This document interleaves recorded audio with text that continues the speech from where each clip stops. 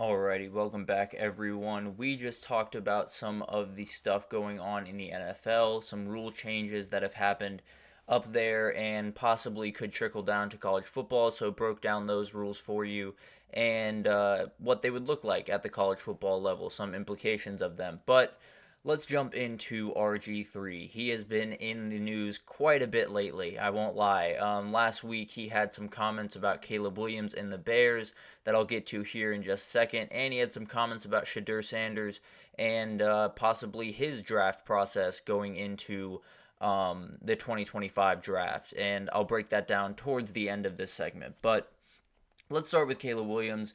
I thought about doing this segment last week. I kicked around the idea, but some stuff came up. Obviously, it was a huge week for the Pac-12 and for the ACC, so tons of stuff to cover, but finally got my way around to it, and Ryan Poles gave me a good reason to come right back around to it because he was on the Pat McAfee show and was asked about these comments and was none too happy. Let's put it that way. He said, I think the exact quote was, "It pisses me right off." So understand. I think that's something that a lot of people felt around the Chicago area because Ryan Poles and the new regime of the Chicago Bears have done a fairly good job since they've gotten there. Obviously, there's been some missteps, and there's definitely been not necessarily the greatest setup in the past for sure, but Ryan Poles was brought in, and Matt Eberflus as well was brought in to change that path, right? To change the narrative around Chicago, the narrative around the Bears that it is a place, it is a place where quarterbacks go to die. That's something that they came in to change. They came in to fix, and I think they're doing an incredible job at fixing it. And I think I think Robert Griffin III's comments were a little ridiculous, and let's break down exactly what those comments were.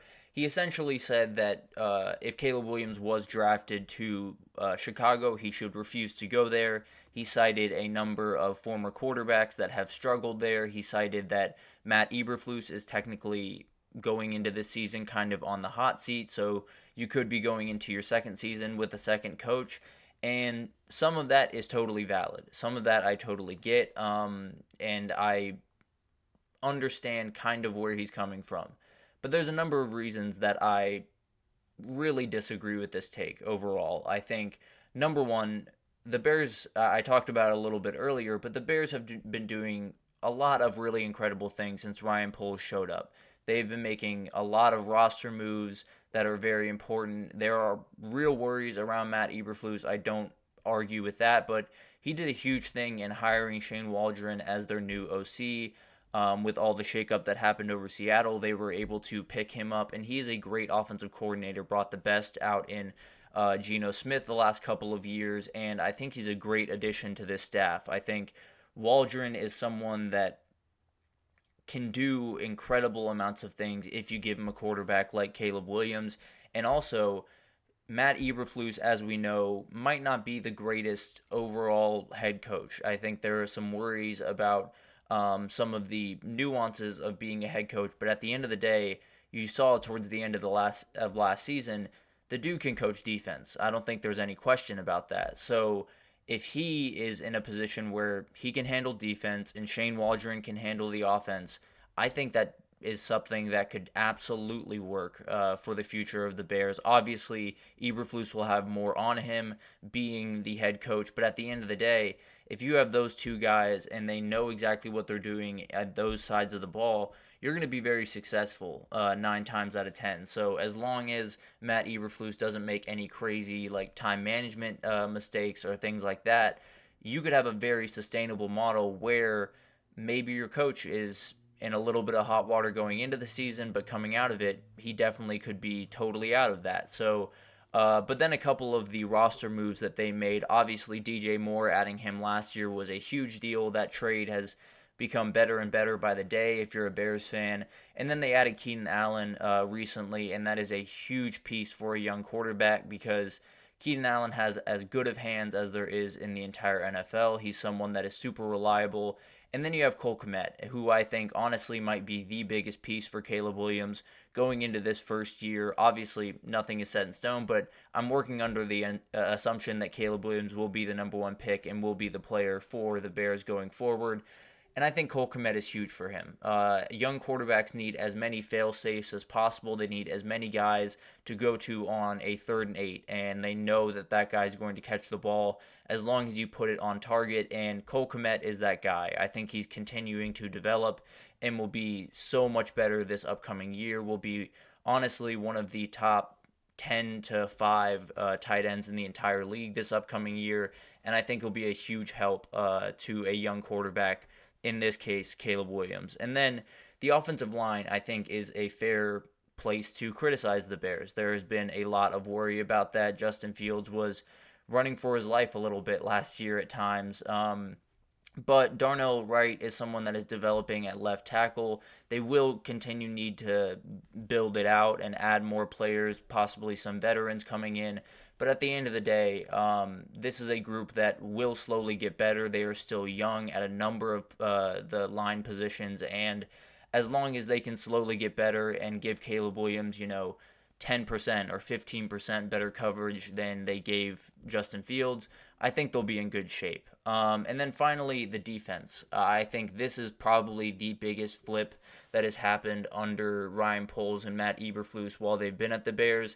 This defense is for real, and I think it's something that is only going to get better with time. I think it's very possible they add someone at the 9 spot at defensive tackle or possibly an edge rusher. It seems like wide receiver is the going theory right now, but I wouldn't be surprised if they went for interior defensive guy, maybe like Byron Murphy out of Texas, at that 9 position, or maybe trade down and get more picks and then pick up some defensive guys later in the first round. But at the end of the day, they are in a very good shape for this defense going forward.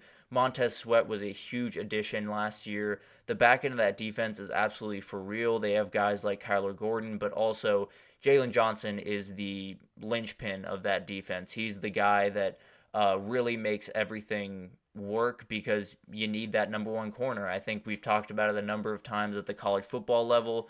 It's no different at the NFL level. You need a guy on the outside that you can either travel with the number one receiver because there are so many good ones across the league, or just have him in a side of the field where no one's throwing there, and it makes your job so much easier. So having someone like Jalen Johnson on that team is huge for this Bears defense.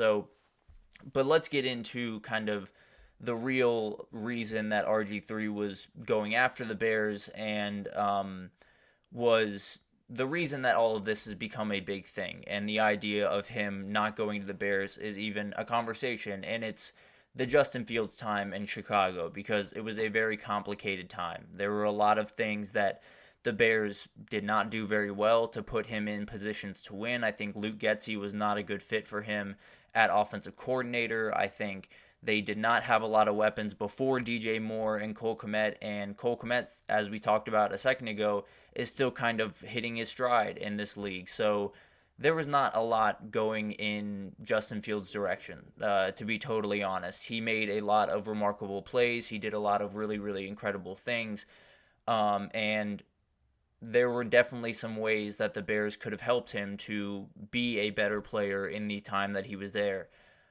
All that being said, there were opportunities by Justin Fields in big-time games or in just every game pretty much that just can't be missed. At the NFL level, there are certain throws, there are certain plays that just you can't miss and expect to be a long-term starting quarterback in the NFL. It's not something that really happens very often, and he would miss guys over the middle on crossers almost routinely.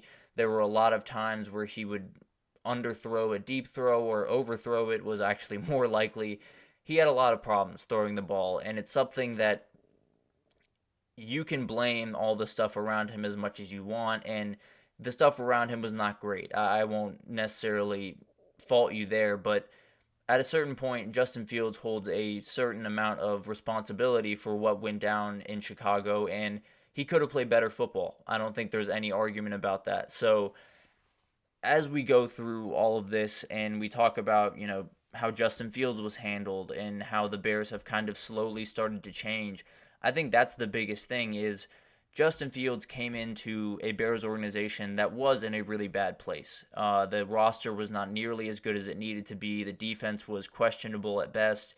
And throughout his time, all of those things have slowly gotten better. They just didn't get better at the speed that he needed it to get better. So it took time for them to build out the process that they wanted to. Matt Eberflus came in, Ryan Poles came in, and it's taking time for them to get to the place that they want to. And unfortunately, it came at the expense of Justin Fields losing his position in Chicago. But at the end of the day, you have a kid sitting here in Caleb Williams that can change your entire franchise if you use him the right way.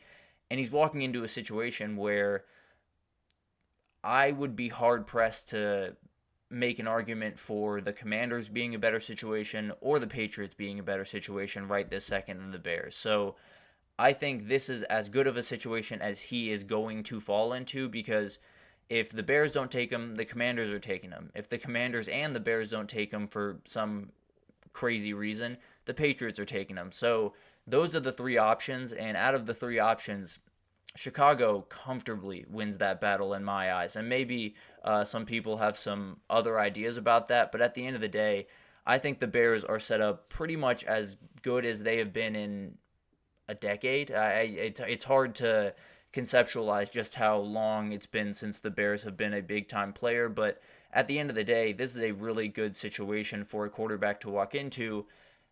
And with all that being said, a top quarterback is always a gamble. There's no roadmap that shows you the exact person that you need to draft number one overall to make everything work. There's no way to really know what a kid is until you see him on the practice field, until you see him in live battle. All of these things are hard to figure out. Sometimes the in-between-the-ear stuff is hard to figure out even at the college level and watching all that tape. So it's always going to be a question mark. But you have a kid sitting in front of you that is one of the more remarkable prospects we've seen in quite some time. You know, I wouldn't put him on the level of the Trevor Lawrence, Andrew Lucks, but he's right below that. He is absolutely remarkable. And you have a situation that is continuously getting better. Every single year they have made marketable strides where you're watching the team and you're saying, okay, they are better here, here, and here than they were a year ago. And it's marketable difference. So I don't necessarily buy into this idea that kids need to, hold out for a certain franchise because from the outside it looks not great, or from their past it hasn't looked that great, because everything is changing in the NFL every single day, and great fits you don't really know until you get on the field, until you get around those teammates. Maybe it's the perfect place for him to be, and maybe they're making improvements to the culture that haven't quite made their way out to the public, haven't quite shown themselves on Sundays, but they are going to start. So there's a lot of stuff at play here. I think RG3's comments I don't agree with by any means, even if you're just talking about the Bears. But overarching, I don't love the idea of kids, pulling an Eli and being able to decide essentially which team they want to play for at the next level, because that's not something that every player can do. I was watching the Cover 3 pod, and Tom Fornelli kind of put it as well as anyone can when talking about the Shedeur Sanders situation, where this isn't player power, it's player privilege. It's the reality where some players can do this because they are either incredibly talented, so teams are still going to take them even if they deny from one team, or they have, they're not hurting financially and they have the ability to hold out for whatever deal or whatever team they want to. Not everyone can do that. So the idea that this is going to be like a new trend around college football, and RG3 saying, this is the age of player empowerment, you better get ready for it, it's not really something that you should, bank on seeing from a lot of guys. I think there are certain guys that have the ability to do it. Shedeur Sanders and Caleb Williams are two of those guys. Caleb Williams has pretty much put away these rumors and said that's not the case. But at the end of the day, there are only certain players that can do this, and the idea that multiple players or players in general should do this is just crazy. So I love RG3. He is one of, honestly, my favorite college football quarterbacks of all time, but don't love the take. I think he definitely missed the mark with this one. But at the end of the day, I understand where he was coming from. I understand some of the arguments that he was making. But at the end of the day, when you look at the Bears roster today, then you look back at what it was 2 years ago, the amount of progress they have made is just remarkable. So if you're Caleb Williams and you're looking around at the different options for where you could go, the Bears is about as good as you're going to get. So I think he will be the Bears pick. I think he'll go number 1 overall, and none of this will really matter. But we're going to take a short break here, and when we come back, we're going to talk about breakout players in 2024 on the offensive side of the ball. We have done now 3 of these in the past. We're going to get part 4 for you. I think we might have to tap out at around part 5, but we'll deal with that. We'll cross that bridge when we get to it, is what I was trying to say. But we'll take our second break, and we will be right back with that.